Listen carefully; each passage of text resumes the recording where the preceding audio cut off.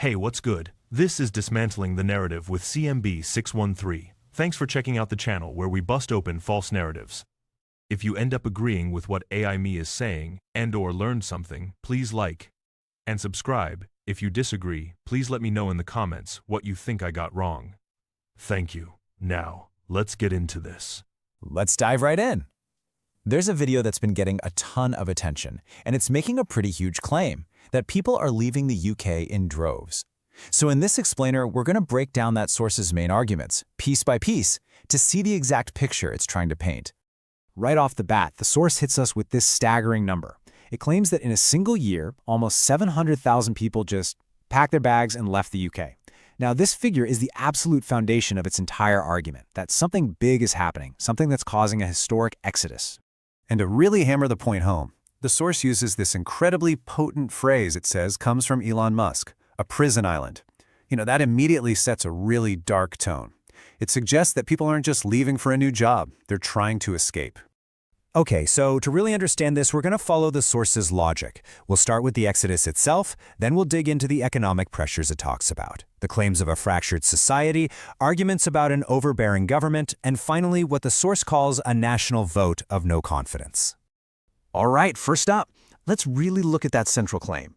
Because the source doesn't just throw out a number, it frames it as something totally unprecedented in modern British history.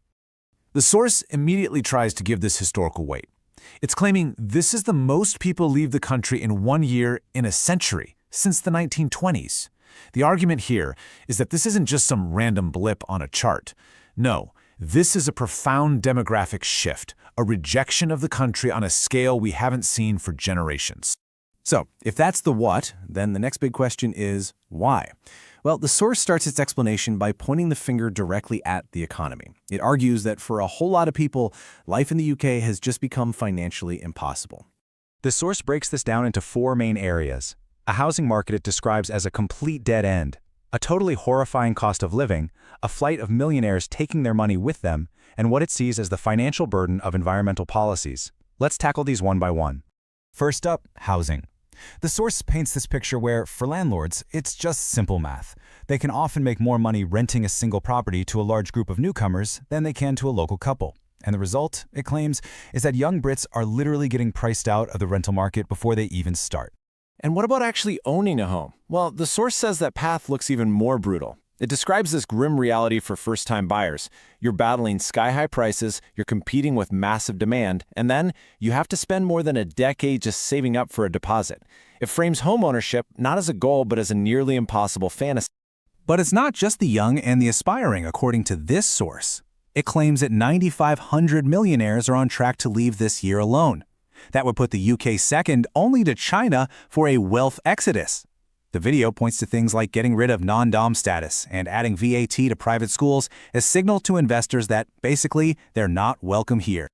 Okay, so the argument goes way beyond just your bank account. The source claims there's a much deeper social and cultural breakdown going on, one that's affecting everything from how safe you feel to your sense of national identity. And to make its point about safety, the video highlights this really shocking statistic. It claims machete attacks have gone up by 370% since the year 2000. It even calls Britain Europe's machete capital and says that parents are now terrified to let their kids play outside at night. The source then tries to connect this reported rise in crime to a collapse in public trust. It alleges there's an official policy of silence, claiming police are actually stopped from sharing key demographic details about criminals.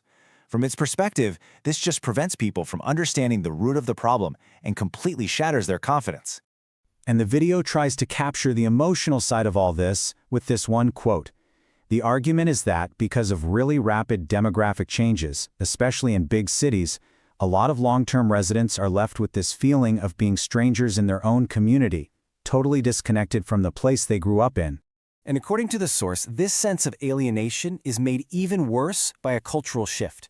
It claims that just expressing patriotism gets you sneered at, and that local history is being ignored or erased. The video argues people are leaving to find a sense of community and cultural unity they feel has been lost at home.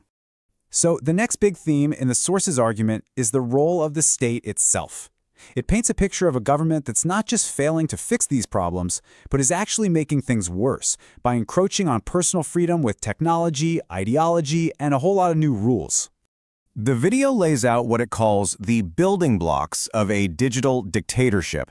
It argues that when you combine a new digital ID with the Online Safety Act, you're creating a pathway to a Chinese-style social credit system, a world where your online speech is policed and your access to money could be tied to a social score.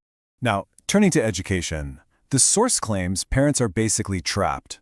On one hand, it describes state schools as having been taken over by what it calls a progressive ideology. And on the other hand, the main way out of that system, private or faith schools, is being blocked by a proposed 20% VAT. This, it says, essentially forces parents to use a system they fundamentally disagree with.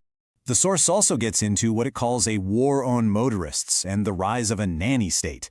It lists off policies like ULEZ, low-traffic neighborhoods, and 20-mile-per-hour zones as all part of a bigger plan to restrict your personal freedom and movement, all driven by what it calls a fanatical pursuit of net zero. So the source takes all of these different threads, the economy, society, politics, and it weaves them all together into one final and frankly damning conclusion about where the UK is today. And the final piece of this puzzle, according to the source, is the collapse of what was once the nation's absolute crown jewel, the NHS. It points to a waiting list of over 7 million people and claims the whole system is just breaking under the strain of a population growth it was never, ever designed for. And this all leads to the source's central, most important claim. The social contract is broken. You know, that basic deal we all thought we had, that if you work hard, you play by the rules, you pay your taxes, the state will protect you and give you opportunities. The source argues that deal is off the table. And that, it says, has led to a total loss of faith. So in the end, the video's ultimate point is that it's not just one thing. It's not just housing or crime or taxes. It's a combination of everything: economic pain, social decay, and government overreach that has woven together what it calls an irreversible tapestry of national decline. And that, it concludes, is the real reason 700,000 people are voting with their feet. And so, the source leaves its audience with this really provocative question. It frames the choice not as a simple one of patriotism versus giving up, but as one of pure realism. Faced with the picture it has just painted, it asks, what's the logical choice? Do you stay and fight for a system it claims is broken, or do you find a new beginning somewhere else while you still can?